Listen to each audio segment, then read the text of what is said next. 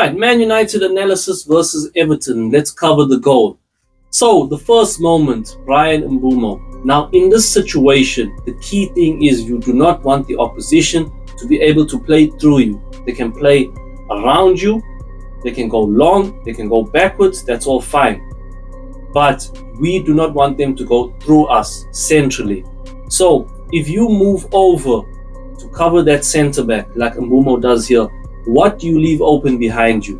Well, you leave open a midfielder who's a far more threatening player than a centre back in a deeper position. So you need to look at which player is more dangerous, the midfielder or the centre back, and which position is more dangerous for the opposition to receive in. Centrally in the middle of the pitch, ready to go forward and attack, or a centre back who's more far away, which is more threatening. And that will help you make the best decision possible. If you want to know the best action to take here, is literally just to cover that central pass. Make them go backwards and then we can press from there. But we keep our shape intact, they can't play through us, we're fine. Number 2, Bruno and Casemiro. This is a 2v2 situation if you didn't notice. So simply put, in a 2v2, you just cover the man that's closest to you. Now I do have some sympathy for Bruno because the ref is blocking his part there. But the principles of a 2v2 is the closest man, I mark, and essentially as long as we have that equal standing, which is a 2v2, because opposition are trying to create a 2v1 by eliminating one of our players, as long as we keep it 2v2, we can handle that situation. Number 3, Bruno here, and this is I see this a lot with players. They often want to, when they're in a recovery 1v1 situation like Bruno is in here, they want to stay behind the player, which makes no sense to me. You need to understand, where is the player most threatening? When he pushes out wide or when he comes inside?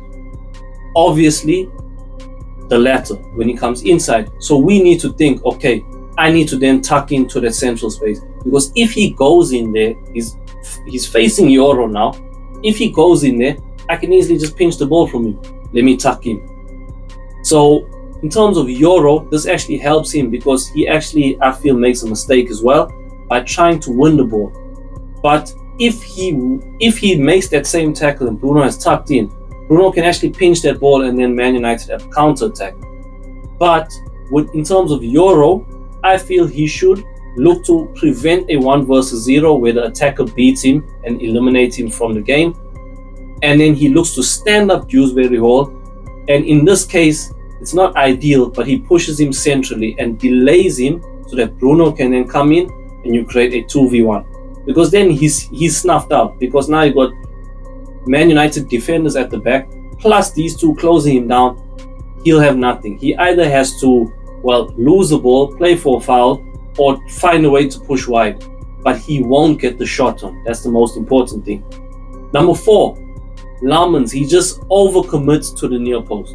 To me, he should be more central, as in take 1 or 2 steps to his left, because then when he dives, he can then cover the full width of the goal. But now he's so close to his near post, by the time he actually dives, he can't get a proper hand on it because he's just not close enough.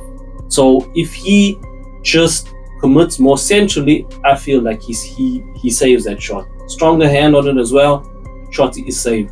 Then Man United maybe even win this game, who knows.